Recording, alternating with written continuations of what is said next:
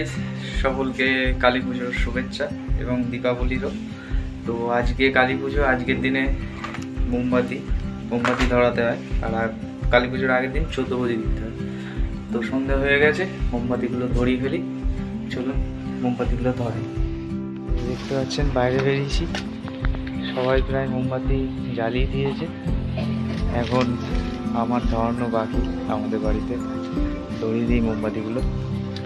প্রায় মোমবাতি জ্বালানো কমপ্লিট। ছাদে এলাম, ছাদে একটু মোমবাতি দিলাম।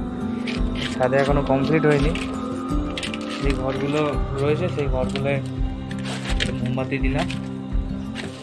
এবার ওই সামনে আছে মন্দির, ওই দিকে যাব, মন্দিরে একটা মোমবাতি দেবো, তাহলে হয়ে যাবে।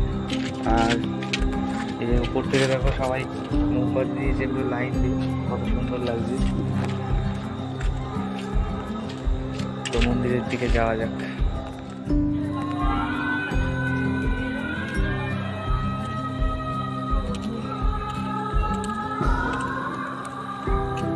ঢুকতেই সবার বাড়ি মন্দির, কত সুন্দর লাগছে।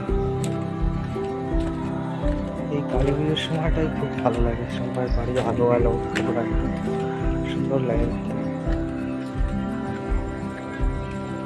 তো এইখানে আরো মোমবাতি দিতাম, কিন্তু দেওয়ার মতো সেরকম জায়গা নেই। কোথায় দেবো? কাঠ ঠাট রয়েছে, বস্তা রয়েছে, সেই কারণে আর দিতে পারলাম না। বাইরে এইদিকে রয়েছে কয়েকটা। তো